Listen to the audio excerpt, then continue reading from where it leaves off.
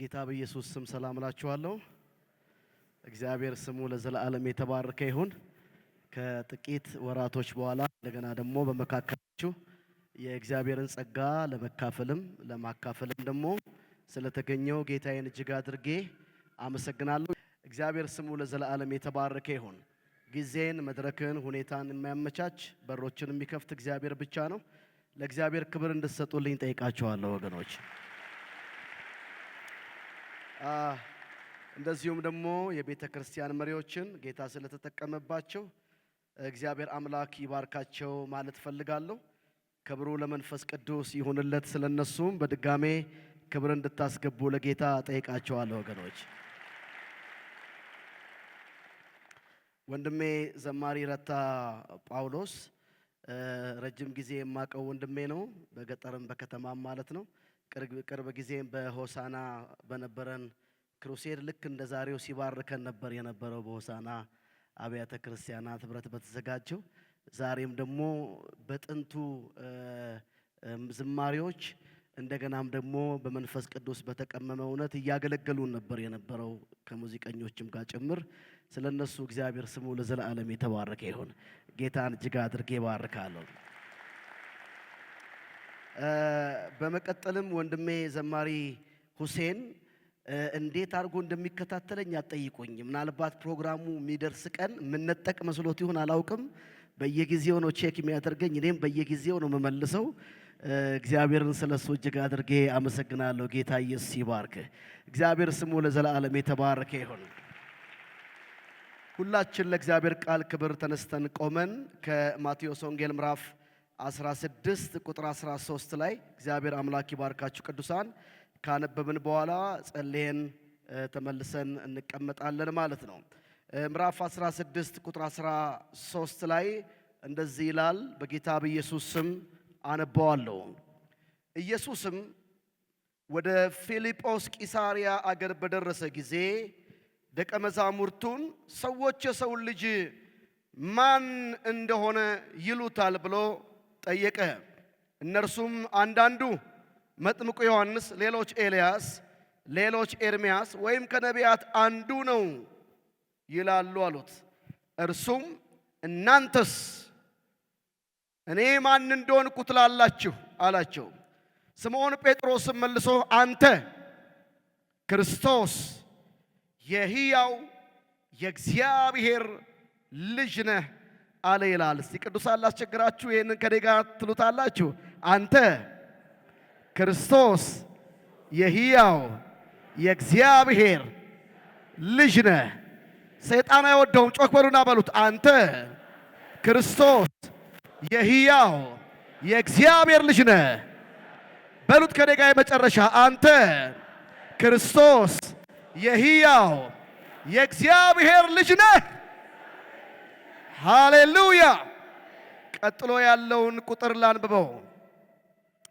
የዮና ልጅ ስምዖን ሆይ በሰማያት ያለው አባቴ እንጂ ሥጋና ደም ይሄንን አልገለጠልህምና ብፁዕ ነህ።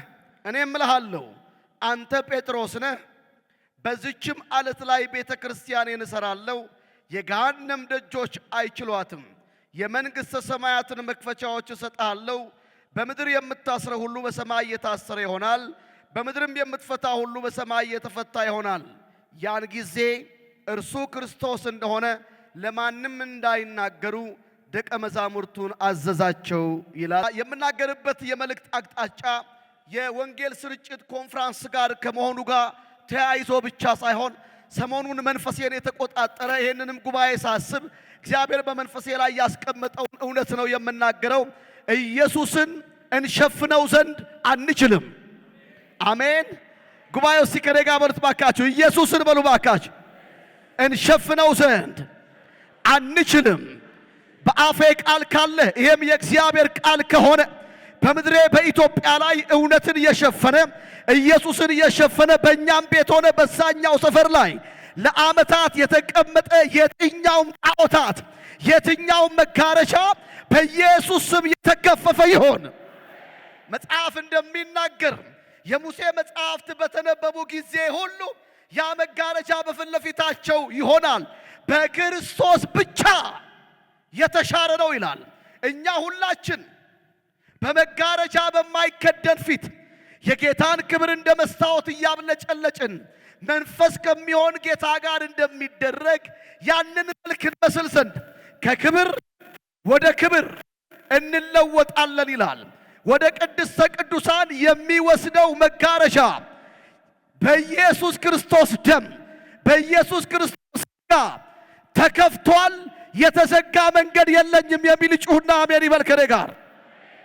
ኢየሱስ ያልከፈተው ኢየሱስ ገለል ያላደረገው መንገድ የለም። ወዳጆች ሆይ መጽሐፍ እንደሚል በመረቀልን በአዲስና በሕያው መንገድ በሥጋው በኩል ወደ ቅድስት ለመግባት እድልን እንደገናም ደግሞ መብትን ሌላም ደግሞ ድፍረትን ተሰጥቶናል። አደባባይ ብቻ ላይ ልንቆም አልተጠራንም። መንገዱ ተከፍቷል በኢየሱስ ደም። ስለዚህ ኢየሱስን የሚጋርዱ የትኛውም ሽፋኖች የትኛውም ግርዶሾች በዚህ ማለዳ ከምድራችን ላይ ይቀዳደዳሉ። ሃሌሉያ። ጌታ ኢየሱስ ወደ ፊልጶስ ቂሳሪያ አገር በደረሰ ጊዜ ደቀ መዛሙርቱን ህብረተሰቡ መካከል ስለሱ የሚወራውን የሚነገረውን ነገር እንዲነግሩት ፈልጎ አይመስለኝም። ከመልእክቱ ወይም ደግሞ ማቴዎስ ከሚናገርበት አውድ ተነስታችሁ ስትመለከቱት፣ ነገር ግን ደቀ መዛሙርቱ ራሳቸው ስለሱ ያላቸውን ግንዛቤ፣ ስለሱ ያላቸውን ሐሳብ፣ ስለሱ ያላቸውን አመለካከት ሊቃኘው እንደፈለገ ሊያስተካክለው እንደፈለገ የሚያሳይ እግዚአብሔር ቃል ክፍል ነው። ወደ ፊልጶስ ቂሳሪያ አገር በደረሰ ጊዜ ደቀ መዛሙርቱን እንደዚህ አላቸው፣ ሰዎች የሰውን ልጅ ማን እንደሆንኩ ይላሉ አላቸው። እነሱም ህብረተሰቡ ስለሱ ያላቸውን አመለካከት የጠየቀ መስሏቸው ለመመለስ ጴጥሮስ እንደተዘረጋ እንደጀመረ የእግዚአብሔር ቃል ይነግረናል። ቀጥሎ ያለው ቁጥር 14 ላይ ምዕራፍ 16 እነርሱም አንዳንዱ መጥምቁ ዮሐንስ፣ ሌሎች ኤልያስ፣ ሌሎች ኤርምያስ ወይም ከነቢያት አንዱ ነው ይላሉ አሉት። የኔና የእናንተ ጌታ መጥምቁ ዮሐንስም አይደለም፣ ኤልያስም አይደለም፣ ኤርምያስም አይደለም፣ ሙሴም አይደለም፣ ኤልሳም አይደለም፣ ከነቢያትም አንዱም አይደለም። የዓለምን ሁሉ ኃጢአት የሚያስወግድ የእግዚአብሔር በግ የተባለለት የዩኒቨርስ ፈጣሪ ነገርን ካለመኖር ወደ መኖር ያመጣ ሕያው አምላክ ከሥላሴ አንዱ የሆነ እግዚአብሔር ወልድ ወዳጆች ሆይ ከሰዎች የአእምሮ ጭማቂ የፈለቀ ከፍልስፍናቸው የተሰገደ ሳይሆን ወዳጆች ሆይ መጽሐፍ እንደሚናገር እኔ ከአብ ዘንድ ወጥቼ መጥቻለሁ እንዳለ የዘመናት አምላክ የጌቶች ሁሉ ጌታ የነገሥታት ሁሉ ንጉሥ ዓለም ሁሉ በሱ የተጋጠመበት የተሰራበት እሱ ጌታ ነው ማመልከው የሚል ጩሁና አሜን ይበል ከኔ ጋር። የኔ ጌታ ዮሐንስ አይደለም፣ የኔ ጌታ ኤርምያስ አይደለም፣ የኔ ጌታ ኤልያስም አይደለም፣ የኔ ጌታ ከነቢያት አንዱም አይደለም። ለኢትዮጵያ ይሄ እውነት ይብራላት። ሽፋኖች ከምድራችን ላይ ይገፈፉ። ኢሳይያስ እንዳለ ሰማይን በስንዝሩ የለካ ውሆችን በፍኙ የሰፈረ እግዚአብሔርን ከማን ጋር ታመሳስሉታላችሁ? የአሕዛብ አማልክቶች አጋንንቶች ናቸው። የሰው እጅ ሥራ ውጤቶች ናቸው። መጋረጃዎቻቸውን ገልጣችሁ ብትገቡ የምታገኙት ከበሮና ከበሮውን የሚመቱበት ዱላ ነው። የኔና የእናንተ ጌታ ፊቱ እንደ ፀሐይ የሚያበራ ጸጉሩ እንደ በረዶ ነጭ የሆነ እግሮቹ እንደ ካለ ናስ የሆኑ የሚያስፈራ የሚወደድ አምላክ ነው የምናመልከው። የኔና የእናንተ እግዚአብሔር የላባ ቤት ጣዖታቶች አይደሉም። በሆነ ወቅት አስታውሳለሁ አይ ቲንክ የ11 ዓመት ልጅ ወይ የ10 ዓመት ልጅ በነበርኩበት ወቅት ይመስለኛል በቤታችን በአንድ በሆነ በሚያብረቀርቅ ጨርቅ ወደ ተሸፈነ አንድ ነገር እጄን ጠጋ አደረኩና በጣም በጥንቃቄ በፍርሃት እናቴ ከወዳጆቿ ጋር ማህበር በሚባል ነገር ፌሎሺፕ ለማድረግ የሚጠቀሙበት ነው። ይገባቸዋል ስናገር እና በጥንቃቄ ነው እንትና እዛ ጋር አለች ብዬ ስለምፈራ አባቴ ደግሞ እንትና የሚባላለው እናቴ እንትና የምትባል አለቻት። በጥንቃቄ ነው በየጊዜው የኛ ቤት ተራ በደረሰ ጊዜ እዛ ከተቀመጠ ፈራለሁ። የሆነ ቀን ግን ጠጋልኩና ገለጥኩት። ስገልጠው ወዳጆች ሆይ ምንና ምን እንደተገኘ እናንተው ታውቁታላችሁ። በገለጥከው ቁጥር የምትፈራው፣ በገለጥከው ቁጥር የማታፍርበት፣ በገለጥከው ቁጥር ጉልበት የሚንበረከክለት፣ በገለጥከው ቁጥር የምትፈራው የምትወደው የናዝሬቱ ኢየሱስ ብቻ ነው። እና ደነገጥኩ። ገልጬ አይቼው የሆነ የሚጠጣ ነገር አለበት ተሸፍኗል። እናቴን ሄድኩና እንትና ናት አላልሽኝም አልኳት። ነች አለች። አይደለችም። አያቴ ቤት ለውሃ የሚጠቀሙበት ነገርና እዛ ጋር ያየሁት ነገር ተመሳሳይ ነው ስላት እንዲህ አይባልም ብላ ቁንጥጥ አደረገችኝ። ከቁንጥጫው የዘለቀ ነገር ግን ልቤን ይዟል። ቁንጥጫው አይደለም የኔ ወዳጅ፣ የኔና የናንተ ጌታ የላባ ቤት ጣዖት ራሔል ኮርቻ ስር እንደደበቀችው እንደሷ አይደለም። ዛሬ ለምድሬ ለኢትዮጵያ ከናንተ ጋር መጸለይ ይፈልጋለሁ። ኢየሱስን ደብቀው ያሉ የትኛውም ያረጁ ጎጆች በጌታ በኢየሱስ ክርስቶስ ስምና ስልጣን የመንፈስ ቅዱስ እሳት ያገኛቸው። ኢየሱስን መሰወር አይቻልም። ሰይጣን በየጊዜው ፈንድ ያደርጋል። ኢየሱስ እንዳይወራ፣ ኢየሱስ እንዳይነገር፣ ኢየሱስ እንዳይሰበክ የማይሞክረው የማይቆፍረው ጉድጓድ የለም። መሰወር ግን አይቻልም። ይሄ እውነት የሚደበቅ እውነት አይደለም። ጴጥሮስም እንደዚህ አለ። ጌታ ኢየሱስ ትኩረት ያደረገው ህብረተሰቡን ሳይሆን እንደነሱን እንደሆነ የምታውቁት እናንተስ ህብረተሰቡ ዮሐንስ ነው የሚል ብላችሁኛል፣ ኤርሚያስ ነው የሚል ብላችሁኛል፣ ኤልያስ ነው የሚል ከነቢያት አንዱ ነው የሚል ብላችሁኛል። እናንተስ እኔ ማን እንደሆንኩ ትላላችሁ? ጴጥሮስ ከመንደር በሰገነው እውነት ሳይሆን ከሰማይ በተቀዳ ሰማይ በወረሰውና ሰማይ በተቆጣጠረው እሳቤ ሆኖ እንደዚህ አለ። አንተ ኤልያስ አይደለህም፣ አንተ ኤርሚያስም አይደለህም፣ አንተ ዮሐንስም አይደለህም። ዮሐንስማ ስላንተ የጫማውን ጥፍር ፈታ ዘንድ የማይገባኝ እኔ በውሃ አጥምቂያቸዋለሁ ለንስሐ፣ ከኔ በኋላ የሚመጣው በመንፈስ ቅዱስና በእሳት ያጠምቋቸዋል ብሎ የእግዚአብሔር በግ ነህ ብሎ እንደተናገረ አንተ ዮሐንስ አይደለም፣ አንተ ከነቢያት አንዱም አይደለም። አንተ የሕያው የእግዚአብሔር ልጅ ክርስቶስ ነህ። እንዴት ይባርካል ወዳጆች ወይ! ይሄንን አዋጅ ደግመን ማወጅ እንችላለን። የሚገፈፈው ነገር ይገፈፍ፣ የሚናጋው ነገር ይናጋ። እጆቻችሁ ከፍ አድርጉና አንተ በሉት ባካችሁ። ከነቢያት አንዱ አይደለህም፣ ኤርሚያስም አይደለህም፣ ኤልያስም አይደለህም፣ ዮሐንስም አይደለህም። አንተ የሕያው የእግዚአብሔር ልጅ ክርስቶስ ነህ። ኧረ ሃሌሉያ! አንተ የሕያው የእግዚአብሔር ልጅ የዮና ልጅ ስምዖን ሆይ ይሄንን መገለጥ ሥጋና ደም አልገለጠልህ። አዶኖ ባለፈው ነግሬያችሁ እንደሆነ አላውቅም። ረጅም ዓመት ሆኖታል። እኔም በጌታ ምክንያት ተሰድጄ የነበረበት ከቤተሰብ ማለት ነው ጊዜ ነው። አንድ ወንድም ሰብስቦን ቤቱን ጸልያለን እና ተከራይተው በሚኖሩበት ግቢ ውስጥ የተለያየ እምነት ያላቸው ሰዎች አሉና አንድ ብላቴና ልጅ ቤተሰቦቹ የሌላ እምነት ተከታዮች ናቸው። አይ ቲንክ 5-6 ዓመት ልጅ ቢሆነው ነው የምንጸልይበት ቦታ በተንበረከክንበት ገባና አንደኛው ቴድሮስ የሚባለው ልጅ ቀሰቀሰውና ኢየሱስ የት ነው ያለው አለው። ሲለው እንዲወጣለት ስለፈለገ ብቻ ዞር በል ኢየሱስ ጨረቃ ላይ ነው ዞር በል አለው። አይደለም አለው፣ እዚህ ነው ያለው።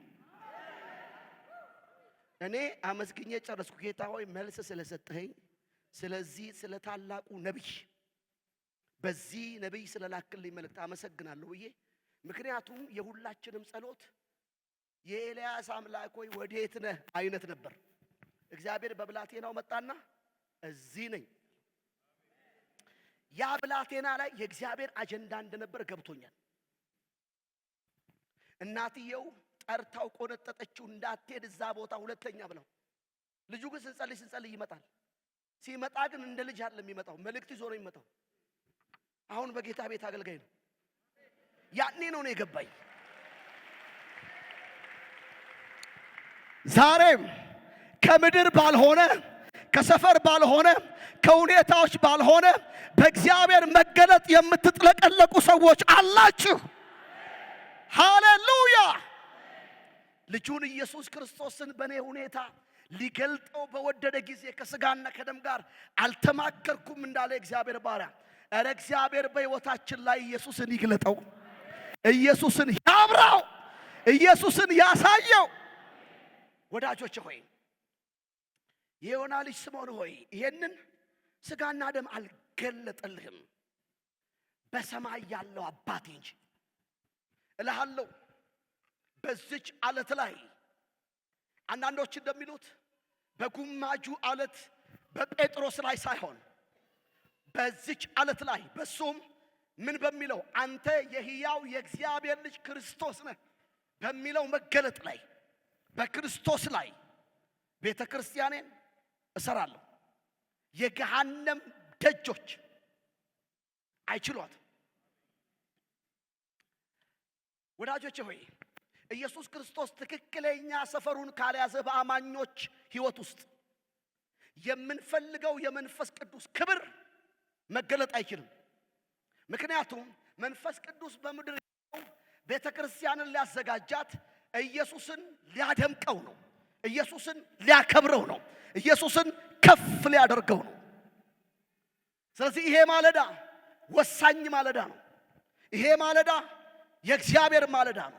ይሄ ማለዳ ኢየሱስን የሸፈኑ የትኛው መጋረጃዎች በተለያየ ስም በተለያየ አቅጣጫ በተለያየ ሁኔታዎች ግርዶሽ የሆኑ እንቅፋት የሆኑ ከመንገድ ዞር እንዲሉ የምንጸልይበት ኢየሱስን ብቻ የምናሳይበት ማለዳ ነው። እሱ ነዋ የሕይወት ራስ፣ እሱ ነዋ የቤተ ክርስቲያን መሰረት፣ እሱ ነዋ የማዕዘኑ ድንጋይ፣ እሱ ነዋ ኃጢአታችን የተወገደበት ክቡር በግ እሱ ነው። ክብር ለኢየሱስ ይሁን። የገሃነም ደጆች አይችላትም። በሰማይ በምድር የምታስረው በሰማይ የታሰረ ይሆናል። በምድር የምትፈታው በሰማይ ደግሞ ምን ያለ ይሆናል? የተፈታ ይሆናል። በዚህ መገለጥ ላይ ስለምትተከል ማለት ነው። በዚህ መገለጥ ላይ ስለምትመሰረት ማለት ነው። ይሄ ማለዳ ወሳኝ ማለዳ ነው ወዳጆች ሆይ። አንድ ቦታ ፈጠን ብዬ ልውሰዳችሁ። ዮሐንስ ወንጌል ምዕራፍ 4 ላይ ዮሐንስ ወንጌል ምዕራፍ 4 ላይ ሁላችሁ የምታውቁት አንዳንዶቻችሁ ደግሞ የሰበካችሁት የእግዚአብሔር ቃል ክፍል አለ። እባካችሁ ላስቸግራችሁ ደግሜ አጠገባችሁ ያለውን ሰው እግዚአብሔር ድንበር ሊያሳልፍ ይፈልጋል በሉት። እባካችሁ ድንበር ሊያሳልፍ፣ ሌሎች ያልነኩትን ክልል፣ ሌሎች ያልሞከሩትን ነገር ሊያስሞክር ይፈልጋል። አሜን ነው።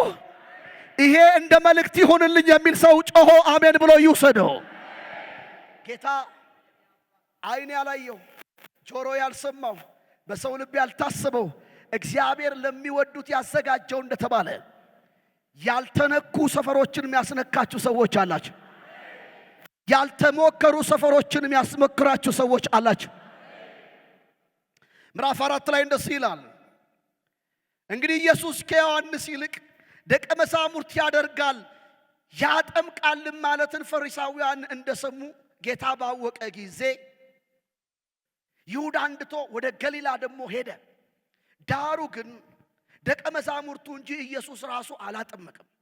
በሰማርያም ሊያልፍ ግድ ሆነበት።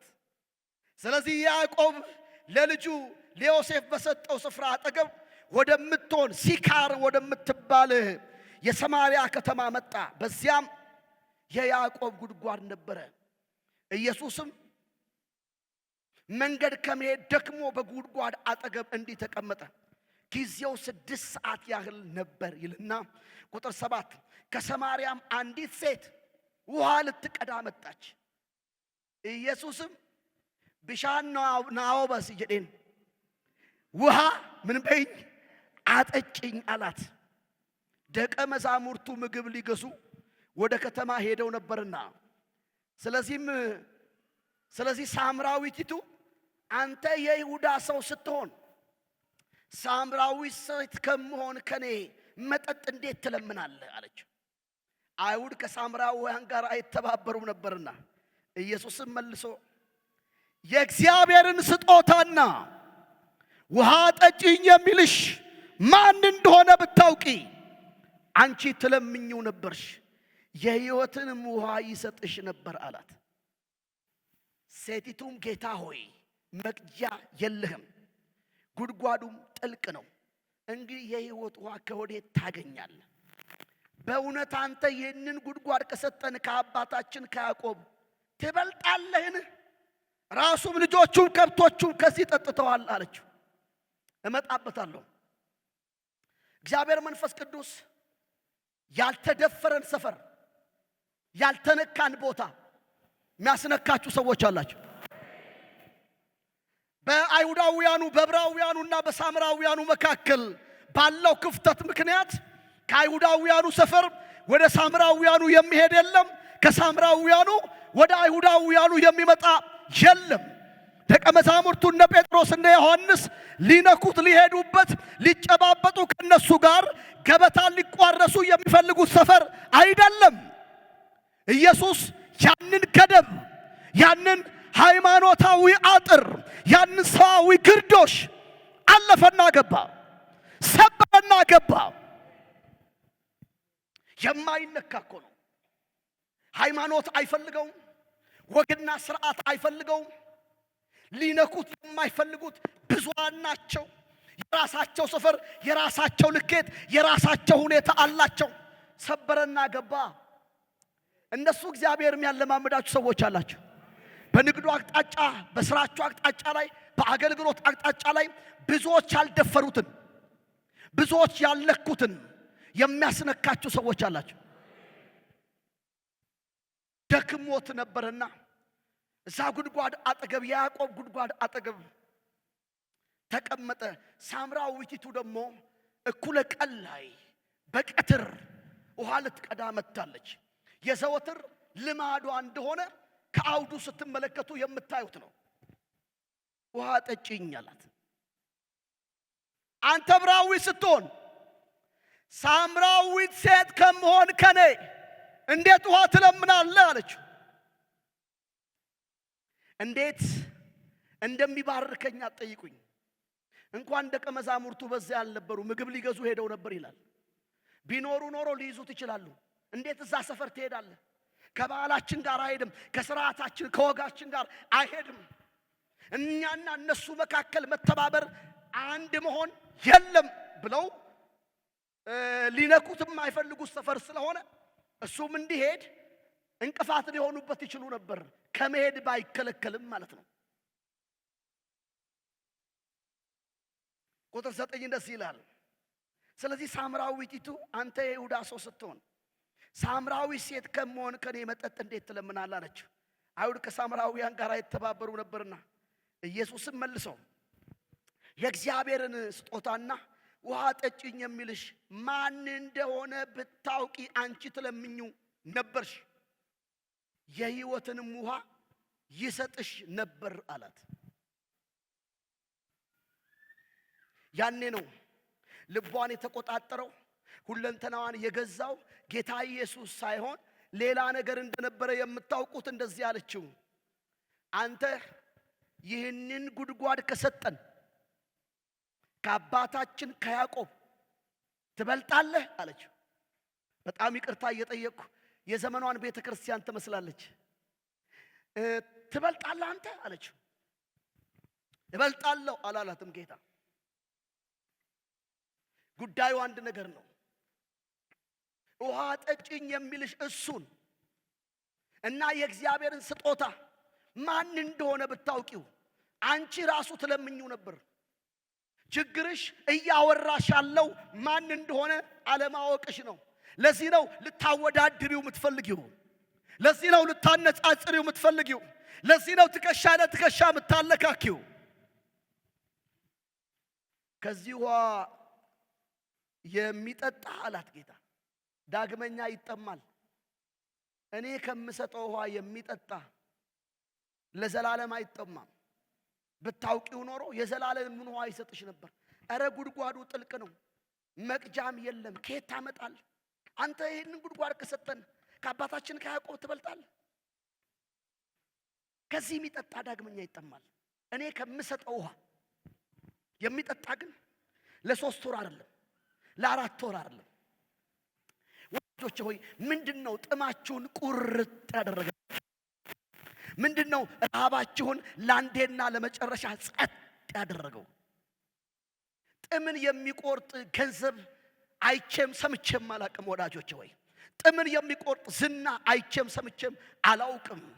ጥማችንን የቆረጠ ረሃባችንን ያጠገበ ነፍሳችንን ጸጥ ያደረጋት እርክት እንድንል ያደረገ የዘላለም የሕይወት ምንጭ የዘላለም የሕይወት ውሃ የናዝሬቱ ኢየሱስ ይባላል።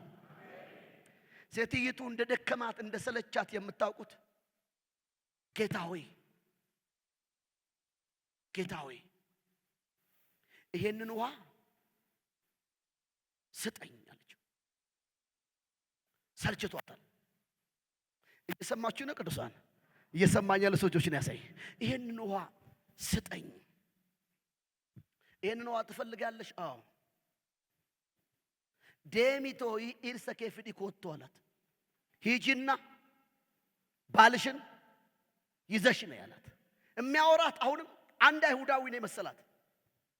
አንድ ዕብራዊ ሰው አጠገቧ ቆሞ ያናገራት ያለ ነው የመሰላት። አንድ ደረጃ ከፍ ልታረግ ፈለገች። ባል የለኝም አለች። 5 ባሎች አሉሽ፣ አሁንም ያለው ባልሽ አይደለም ሲላት ነብይ ነህ አለችው። አንድ ደረጃ ከፍ አደረገችው።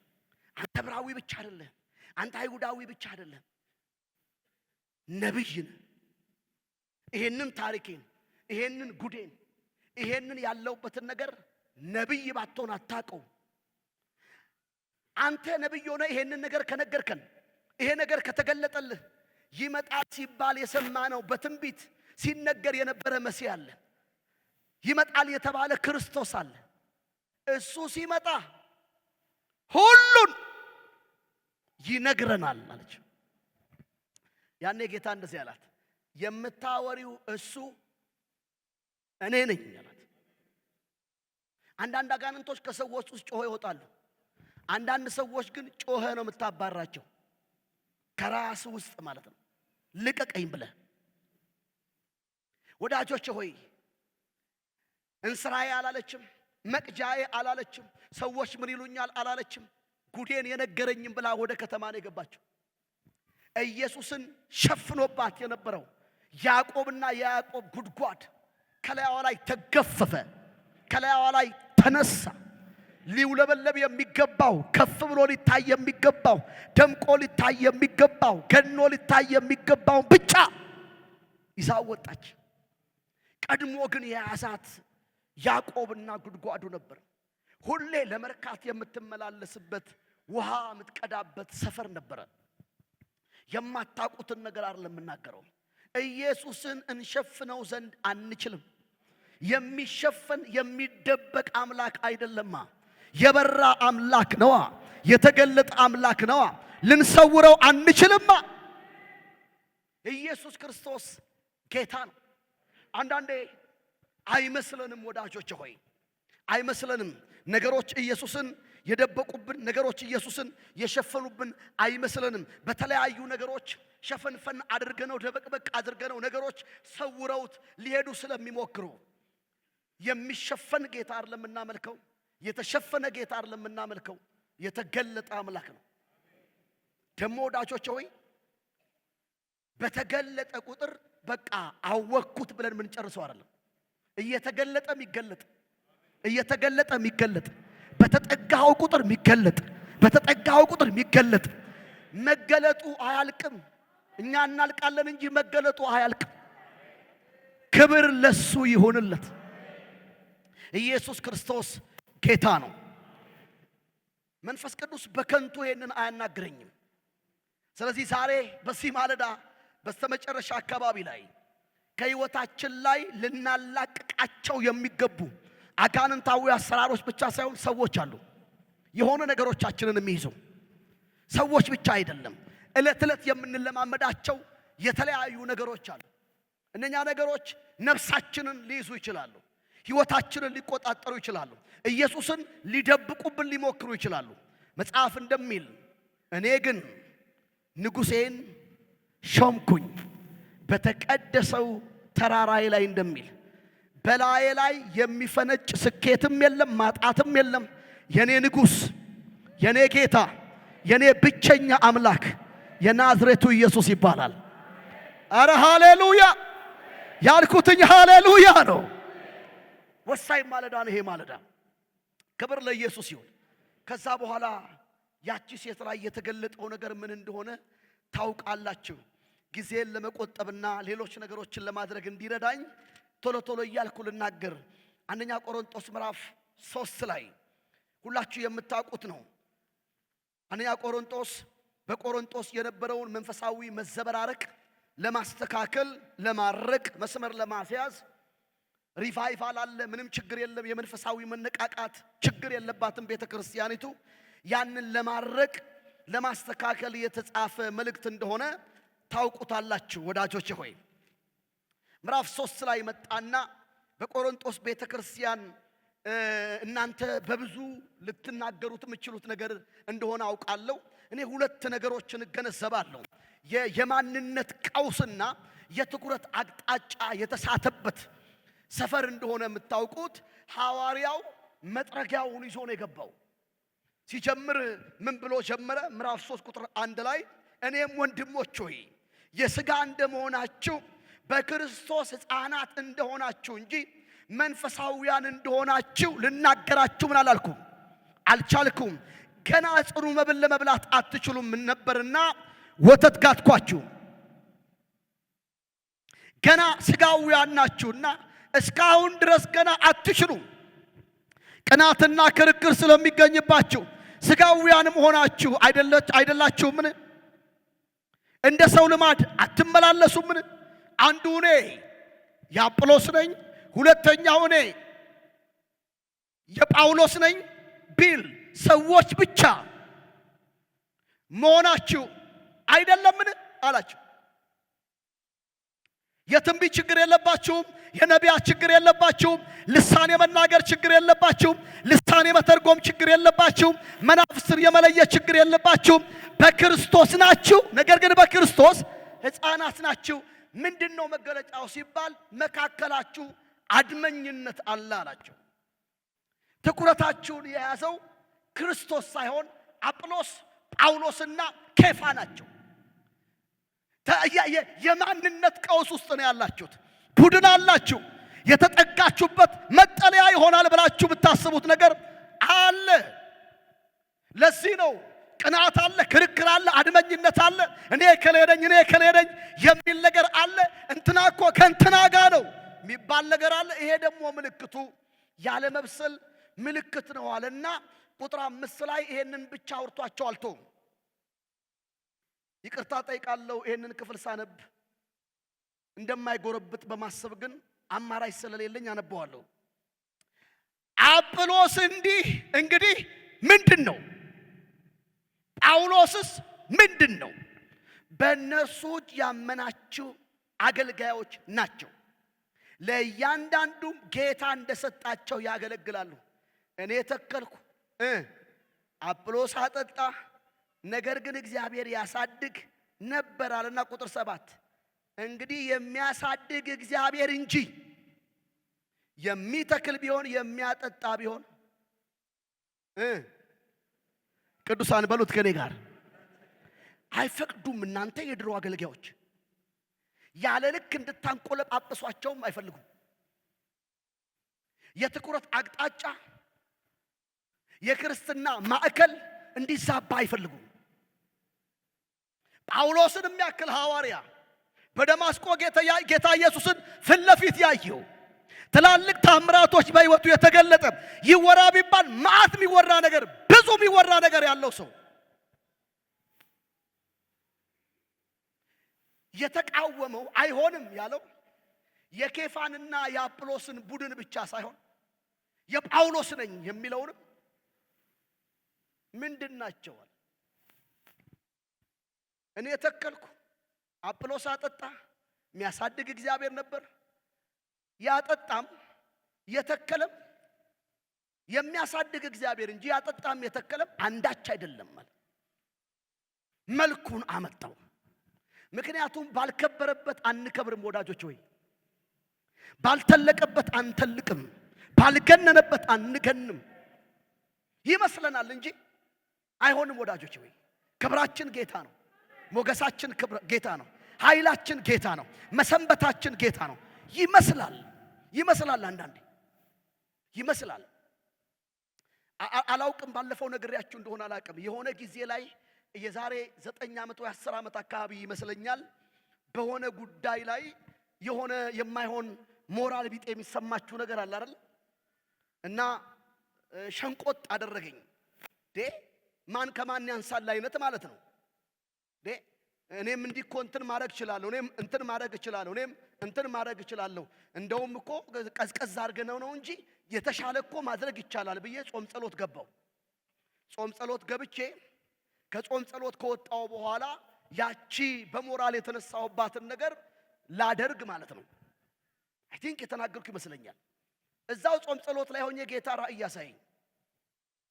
ሯጮች የሚሮጡበት ረጅም ኪሎ ሜትር እንደሆነ ያስታውቃል።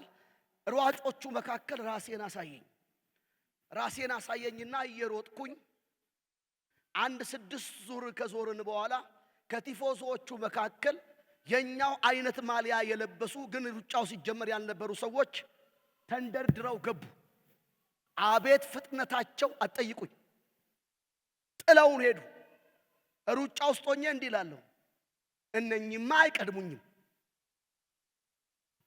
ብዬ ኃይሌን ጨምሬ ለመቅደም ስሯሯጥ እዛው ውስጥ ሆኜ ድምፅ ሰማሁ። አሯሯጭ አይሸለምምና ከነሱ ጋር አትሩጥ አለኝ ጌታ። ለመሮጥ ብታስብ ግን አቋርጠህ ትወጣለህ አለኝ። ምን ላድርግ ስለው በነገርኩ ፍጥነት ብቻ ሂድ አለኝ። ሰላሜን ጠብቄ ወጣሁ። ለምን ነበር ልሯሯጥ የፈለኩት? እኛም አለን ሙዚቃ ነው። ራስን ለማሳየት ነው። ራስን ለማድመቅ ነው። ለካ አሯሯጭ አይሸለምም። ለካ ቲፎዞ አይሸለምም። ጌታ በሰጠ ስፒድ አንዴ ታስታውሳላችሁ። ኤሳው መጣና ያዕቆብን እንደዚህ አለው፣ ለምን ነው ቀስ ብለህ የምትሄደው? እንፍጠን ሲለው አቲካችሁ እንደንደሳ አለው፣ ሩጥ አንተ፣ እኔ በግልገሎቹ በጠቦቶቹ ጉልበትና በእነሱ ፍጥነት ነው የምሄደው፣ ሂድ አለው። ሌጣና ያረገዘ ሴት እኩል አይሮጡ። ሸክም ካለ ጥሪ ካለ የእግዚአብሔር ቅባት ላይ ካለ በተሯሯጠ ሰፈር ሁሉ አትሯሯጥ። በጥንቃቄ ነው የምትሄደው። እየሰማችሁ ነው ወዳጆች? እየሰማችሁ ነው? እየሰማኝ ያለ ሰዎች ነው ያሳይ። ሐዋርያው አጵሎስ ምንድነው? ጳውሎስስ ምንድነው? በእነሱ እጅ የተገለገላቸው አገልጋዮች ናቸው። የሚያሳድግ እግዚአብሔር እንጂ የተከለም ሆነ ያጠጣ አንዳች አይደለም አለና ቁጥር 10 ላይ መጥቶ እንደዚህ ያለ አለፍ እያልኩኝ አነሳዋለሁ። ቁጥር 10 ላይ እንደዚህ ያለ የእግዚአብሔር ጸጋ እንደተሰጠኝ መጠን እንደ ብልሃተኛ የአናጺ አለቃ መሰረትን መሰረትኩ። ሌላው በላዩ ላይ ያንጻል። እያንዳንዱ ግን በእርሱ ላይ እንዴት እንዲያንጽ ይጠንቀቅ። ቁጥር 11 ከተመሰረተው በቀር ማንም ሌላ መሰረት ሊመሰርት አይችልምና። ታዲያ መሰረቱ ማን ነው? ጴጥሮስ ነው? አጵሎስ ነው? ኬፋ ነው? ኤልያስ ነው? ኤርሚያስ ነው? ከተመሰረተ በቀር ሌላ መሰረትን ሊመሰርት ምን አይልም አይችልም። መሰረቱ ማን ነው? መሰረቱ አላቸው አለ ጳውሎስ። መሰረቱ ማን ነው? እዚህ ላይ የሚናገረው መሰረቱም ኢየሱስ ክርስቶስ ነው። የቤተ ክርስቲያን መሰረት ማን ነው ወዳጆቼ? የማዕዘኑ ድንጋይ ማን ነው? የቤተ ክርስቲያን ራስ ማን ነው? ሙሽራው ማን ነው? ሊወስደን የሚመጣው ማን ነው? የሚመለሰው ማን ነው? ሌላው አጃቢ ነው። ሌላው ሚሴ ሊሆን ይችላል። የቤተ ክርስቲያን መሰረት፣ የማዕዘኑ ድንጋይ፣ የቤተ ክርስቲያን ራስ፣ ቤተ ክርስቲያንን የኔ ብሎ የሚጠራት ልንደብቀው የማንችለው ልንሰውረው የማንችለው የናዝሬቱ ኢየሱስ ነው። ቁጥር 18 ላንብብና አንድ ቦታ ወስጃችሁ ጠቅለል እያደረኩኝ መልክ ያስያዝኩ ለመምጣት ሞክራለሁ። የተሰጠኝ ሰዓት በሚገባ ነው የምጠቀመው፣ አላዝረከርክባችሁ። ቁጥር 18 ማንም ራሱን አያታልል። ከእናንተ ማንም በዚች ዓለም ጥበበኛ የሆነ ቢመስለው ጥበበኛ ይሆን ዘንድ ሞኝ ይሁን። የዚች ዓለም ጥበብ በእግዚአብሔር ፊት ሞኝነት ነውና እርሱ ጥበበኞችን በተንኮላቸው የሚይዝ ደሞም ጌታ የጥበበኞች ሐሳብ ከንቱ እንደሆነ ያውቃል ተብሎ ተጽፏል። ስለዚህ ማንም በሰው አይመካ። እባካችሁ አጠገባችሁ ያለ ሰው ንገሩልኝ፣ በሰው እንዳትመካ በሉት። እንዳትመካ። ማንም በሰው አይመካ፣ ነገር ግን ማንም በሰው አይመካ፣ ነገር ሁሉ የናንተ ነውና ይላል የናንተ መጽሐፍ ቅዱስ። ነገር ሁሉ የናንተ ነውና ምን ጳውሎስ ቢሆን፣ አጵሎስ ቢሆን፣ ኬፋም ቢሆን፣ ዓለምም ቢሆን፣ ሕይወትም ቢሆን፣ ያለውም ቢሆን፣ ሞትም ቢሆን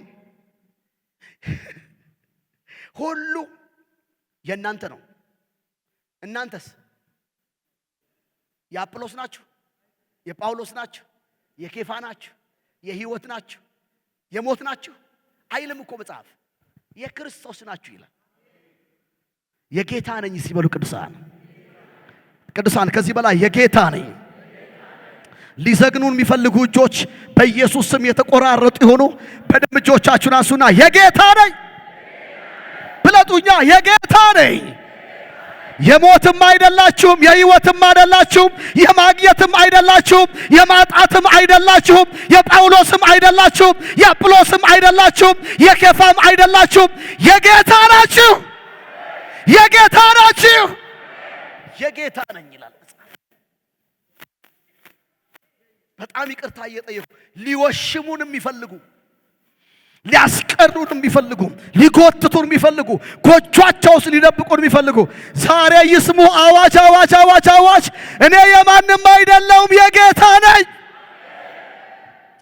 በበጎች ደም በኮርማዎች ደም አይደለም የተገዛሁት፣ በክቡር ልጅ በኢየሱስ ክርስቶስ ደም ተገዝቻለሁ። የጌታ ነኝ። ንገሩልኝ አጠገባችሁ ሰው የጌታ ነህ አንተ በሉት። የጌታ ነህ። የችግርህም የስኬትህም አይደለህም በሉት። ሃሌሉያ! ዛሬ በዚህ ማታ በዚህ ማለዳ የትኛው መሬት ይቀመጣሉ? የናዝሬቱ ኢየሱስ በእኛ ላይ ይገዛል። ሃሌሉያ! እኛ ላይ የሚገዛው ሕይወትም አይደለም ያለበለዛ እንደ ለዶቅያ ነው። ምን ነው ለዶቅያ የሐር ፋክተሪ ነበራት። ሐር ኤክስፖርት ታደርግ ነበር። ሁለንተናዋን እዛው ሸሸገችው፣ ደበቀችውና ትምክቷ ያገኘችው ስኬት አርጋ ራሷን ቆጠረች። ጌታ መጣና ነገራት። ምስኪን፣ ደሃ፣ እውር፣ የተራቆትሽ ምንም የለሽም ማለት ምንም ራቁትሽንሽ እኩል ከኔ ዘንድ እግዚአብሔር የስኬት ጠላት ሆኖ አይደለም። ለካ የሚያስመካ ነገር እግዚአብሔር ብቻ ነው። ችን ነገር ልንገራችሁ ተናግሬም ከሆነ ደግመዋለሁ ማለት ነው። እዚህቹ እናንተ ጎረቤት ቦሌ አውሮፕላን ማረፊያ አይ ቲንክ ነግሬያችኋለሁ መሰለኝ። ከቢሾፍት ወይ ከደብረ ዘይት አንድ ወዳጄ ድሮፕ አድርጎኝ ጁባ ሳውት ሱዳን የጌታን ሕዝብ ለማገልገል ጥሎኝ አድርሶኝ ሄደ። ትንሽዬ ሻንጣ እየጎተትኩ ልገባ ወደ አውሮፕላን መሳፈርበት ልገባ ስል አንድ አባትና አንድ ወጣት ልጅ ይጨቃጨቃሉ። ሰውየው ሳይሆን አባባ ሳይሆን የሚጨቃጨቁት ልጅየው እንዴት እንደሚናገራቸው አትጠይቁኝ። እያያ አትሄድም ይላቸዋል። እያያ አትሄድም። ኤርፖርት ባይሆን ኖሮ እንደ ጅራፍ ነበር ማጮህ ይላቸዋል። አንተ እያለ ቆም ብዬ እያየው ነበርና እኚህን የሚያክሉ አዛውንት የሽማግሌ ክብሩ ሽበቱ ነው ይላል አይደል መጽሐፍ። እንደሱ የሚያክሉ ሰው አክብሮት ከሌለው እሳቸውን እንደ ጅራፍ ካለ እኔ ከበደ ቀዲዳ ጉርሙን እንደ ወናፍ ሳያረገኝ ልሂድ ብዬ አዝኛለሁ። ግን አዝኛለሁ። ዞር እንዳልኩኝ ጧ ሚል ድምፅ ሰማሁ። መታቸው ብዬ ዞር ስል ልጁ ወድቋል። አባባ ቆመዋል። አቤት እኚህ ሰውዬ ቸርች አካባቢ ባይጠፉ ጥሩ ነበር። ለካ ሰውየው በኢህአዴግም በደርግም ያሁኑን አላቅም አይሮለድ ናቸው። ታግሰው ቆልፈውታል። እንግዲህ ንስሐ መግባት ካለብኝ እነ ፓስተር ንስሐ ያስገቡኛል። በልቤ ያኔ የመጣው ቃል አይኖቼ ማዳንህን ደስ አለኝ። በቃ እንዴት ደስ እንዳለኝ አትጠይቁኝ። ለማንኛውም ሮጭ አቀፍኳቸው ለማጣራት ምናምን ስል ይነሳል አሉኝ። በጣም ተረጋግተው ይነሳል ተረጋጋ። እሳቸው ልምድ አላቸው። ፍላይት ካመለጠኝም ያመልጠኝ ጉድ ነው ማየው ብዬ ቆምኩ። እንዳሉት ተነሳ። እንደ ተነሳ መጀመሪያ ያለው የት ነው ያለሁት ነው ያለው። አቤት የተሸነፈ ሰው ደስ ሲል። በፊት ይሄንን የሚያክል ጡንቻ የነበረው ልጅ ቢጫው ባንድ እንደነደፈው ሰው ይንቀጠቀጣል። ለካ ውሸት ነው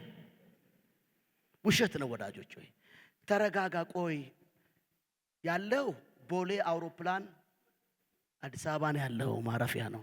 ግን 30 ደቂቃ በደንብ ለመንቃት ስለሚያስፈልግ ብለው እንዲች እንደ ቀላል ነገር እንዲይዘውት መኪናቸው ውስጥ አስገቡት። ስልካቸውን አለመቀበሌ ይቆጨኛል። ሳልቀበላቸውን ሄድኩት። ወዳጆች ሆይ ምንም ያስመካ ነገር የለም። ምንም ገንዘብ ያስመካ፣ ዝና ያስመካ፣ ባለስልጣና ያስመካ፣ ዘመዳ ያስመካ፣ አሜሪካ ያስመካ፣ ካናዳ ያስመካ።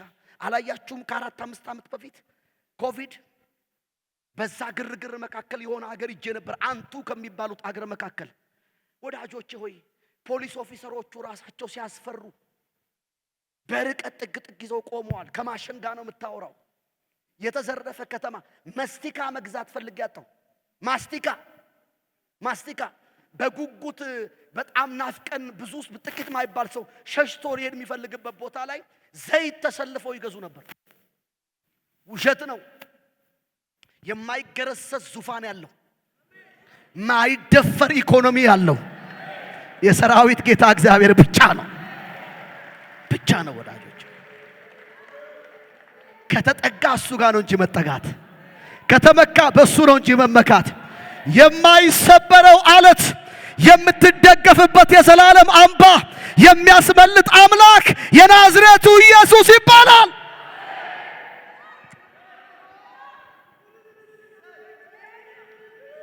ለዚህ ይመስለኛል ሐዋርያው ጳውሎስ በመንፈስ ልጁ ሆነው ለጢሞቴዎስ አንደኛ ጢሞቴዎስ ምዕራፍ 6 ቁጥር 17 ላይ እንደዚህ ይለዋል። በአሁኑ ዘመን ባለጠጋ የሆኑ ሰዎች የትዕቢትን ነገር እንዳያስቡ ሁሉን አትርፎ በሚሰጠን በሕያው እግዚአብሔር እንጂ በሚያልፍ ባለጠግነት ተስፋ እንዳያደርጉ ንገራቸው ይለዋል። እንደውም እዘዛቸው ነው የሚለው። እግዚአብሔር ምንም ነገር አናታችን ላይ እንዲወጣ አይፈልግም። ምንም ነገር ጥጋብም ረሃብም ማግኘትም ማጣትም ከፍታም ዝቅታም ምንም ነገር እዚህ ላይ እንዲወጡ አይፈልግም። ይሄ ቦታ የናዝሬቱ ኢየሱስ ነው። እነሱስ እዚህ ጋር ይቀመጣሉ። ሌላው እዚህ ጋር ነው የሚቀመጠው። እኔ ላይ ከፍ ብሎ የሚታይ የናዝሬቱ ኢየሱስ ነው። አንዳንዴ ይላሉ አቀል እናቶች አባቶች ጥጋብ አናት ላይ ወጣ አይደል ይላሉ። ጥጋብንም ራብንም ያሸነፉ ንጉሳቸው ኢየሱስ ብቻ ይሆንላቸው። ሚንበረከኩለት ነገር ኢየሱስ ብቻ ይሆንላቸው። በስፍራ ሁሉ ኢየሱስን ያልሸፈኑ የትም ቦታ ላይ የሚታወቁ የትም በምንም አይነት ሁኔታ ይሁን የኢየሱስ እንደሆኑና ኢየሱስ እንዳለባቸው የሚታወቁ በጣም ማከብራቸው ብዙ ሰዎች አሉ። ኢየሱስን ማይሰውሩት ከፍ አድርገውት የሚያውለበልቡት። ክብር ለኢየሱስ ይሁን። አንድ ቃል ብቻ ልጨምር። ይሄንን ቀኑን ሙሉ ባወራሁት ደስ ይለኝ ነበር። አንድ ቃል ብቻ ልናገርና የተሰጠኝ ሰዓት 12 ደቂቃ ነው የቀረችኝ ለመጠቅለል ማለት ነው። እሷን ልጠቀማት። አንያ ቆሮንቶስ ምዕራፍ 7 ቁጥር 29 ላንብብና ልጠቅል። ኢየሱስን የሚሸፍን ጥጋብ፣ ኢየሱስን የሚሸፍን ረሃብ፣ ኢየሱስን የሚሸፍን ሰው፣ ኢየሱስን የሚሸፍን መልአክ፣ ኢየሱስን የሚሸፍን ቅዱስ የሚባል ሰው እኛ ሰፈር አይሰራም። ብቻውን የሞተ ብቻውን የተነሳ በመላእክ ታጅቦ የሚመጣ የኛ ባለቤት የናዝሬቱ ኢየሱስ ነው። ሃሌሉያ። ምዕራፍ 7 ላይ ቁጥር 29 የምታውቁት ነው ወዳጆቼ ሆይ፣ እንዲሁ ለማስታወስ ያክል ብቻ ነው የማነበው። እንዲህ ይላል፣ ዳሩ ግን ወንድሞች ሆይ ይህንን እናገራለሁ፣ ዘመኑ አጭር ሆኗል። ከእንግዲህ ወዲህ ሚስቶች ያሏቸው እንደሌሏቸው ይሆኑ፣ የሚያለቅሱም እንደማያለቅሱ፣ ደስ የሚላቸውም ደስ እንደማይላቸው፣ የሚገዙም ምንም እንደሌላቸው፣ በዚህ ዓለም የሚጠቀሙ በሙሉ እንደማይጠቀሙባት ይሆኑ።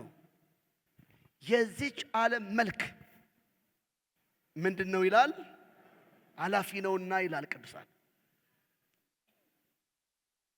ዳሩ ግን ወንድሞች ሆይ ይሄንን እናገራለሁ፣ ዘመኑ አጭር ሆኗል። ሚስቶች አሏቸው፣ ሚስቶቻቸውን ይተው አይልም መጽሐፍ፣ እንደሌላቸው ይሁኑ። ምን ለማለት ፈልጎ ነው ሐዋርያው ለጢሞቴዎስ እንደነገረው? ለጦር ያስከተተውን ደስ ያሰኝ ዘንድ ትዳር በሚገኝበት ራሱን አያጠላልፍም። የተላከበት ነገር አለ። በዛ ነገር እንዳይያዝ ነው መጽሐፍ የሚናገረው። በዛ ነገር እንዳይጠላለፍ ነው መጽሐፍ የሚናገረው። በዛ ጉድጓድ እንዳይያዝ ነው መጽሐፍ የሚናገረው።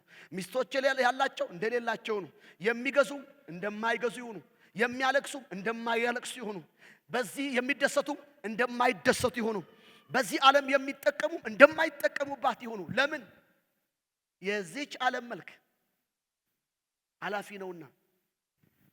እቺን ልናገርና ልጠቅል። ልጆች ሆነን እኔ እንደ አብዛኛዎቻችሁ አዲስ አበባ ለም ተወልጄ ያደግኩት ቢሾፍቱ ነው። ከቢሾፍቱም ልዩ ስሙ እጥቤ የሚባል አካባቢ ነው፣ ይታወቃል። ቢሾፍቱን ደብረ ዘይትን የምታውቁ ሰዎች ለየት ያለ ሰፈር ነው። አብዛኛው ሰው በተፈናቃይ ስለነበር ቴሌቪዥኑን ሽጧል፣ ፍሪጁን ሽጧል። ስለዚህ ቲቪ በወረፋ ነው የሚታየው። በወረፋ ነው ሰብሰብ ብለን ሄደን ነው የምናየውና አንድ ልጅ ነበረ፣ አበረ ጦመልሳን አዳነ ይባላል። አረሳውም ከናያቱ። እነሱ ቤት ነው ቲቪ ያለው። በቪኤችኤስ ይከፍትልናል። ባለቀ ጨዋታ ቢጫ ለባስ ያሸንፋል እናሲስ ይላል። ያለቀ ጨዋታ ነው የሚከፍትልን እና እኛ መረጃ የለንም። ቲቪ የለም፣ ቲቪ የለም፣ ቀይ ለባሽ እንላለን። አጠገባቸው ያለው ሰው ጨዋታው አልቋል በርቱ፣ ጨዋታው አልቋል። እኔ እያወራው ያለው ስለ አበራር ለም እያወራው ያለው ሰይጣናውን እንዳልተሸነፈ አክት ላይ ያደርግ ይፈልጋል። የናዝሬቱ ኢየሱስ በመስቀል ላይ ቀጥቅጦታል። ሲኦል ድል ተነስተዋል። ሞት መውጊያው ተሰብሯል። ባለቀ ጨዋታ የሰውን ገንዘብ እንዳለ ጠቅሎ የሚያመልጡት በግምትም ቢሆን ያሸነፈውን ሳያውቁ የደገፉት ናቸው የሚያመልጡት። ሌላው ግን ኢንፎርሜሽኑ የሌለው በአጋጣሚም ቢሆን ደግሞ አሸናፊውን ያልደገፈው ሰው ጠቅሎ የሚወስደው አበረ ነው። ሰይጣን እንደሱ ነው ሊያታለን የሚፈልገው። ኃይሉ ብዙ ሆኖ ሳለ ጠላቶች ዋሹብኝ። እኛ የኢየሱስና የኢየሱስ ብቻ ነን። የማንም ሊያረገን አይችልም። ሰይጣን በዋጋ ተገዝተናል። እኛ በዚህ ዓለም ብንጠቀምም እንደማንጠቀምባት የሚገዛም ቢሆን እንደማይገዛ ደስታ ላይ እንድንከርም እግዚአብሔር ይሄ ምድራዊው ደስታ ላይ ማለት ነው። እግዚአብሔር ይሄንን በቃሉ አልመከረንም። እኛ የዘላለም ደስታ ነፍሳችንን ከወሰደው ቆይቷል። ወዳጆች ሆይ ከተወሰደ ቆይቷል። ሊዋሽቅ አይችልም። መሰረቱን ሊያናጉት አይችሉም። የኢትዮጵያ ኢኮኖሚ ላይ የተንጠለጠለ ደስታ የለንም። እኛ ጠብ ሲል ስደፍን የሚውል ደስታ የለንም። ደስታችን የናዝሬቱ ኢየሱስ ነው። የዘላለም አምላክ ክብር ለኢየሱስ ይሁን።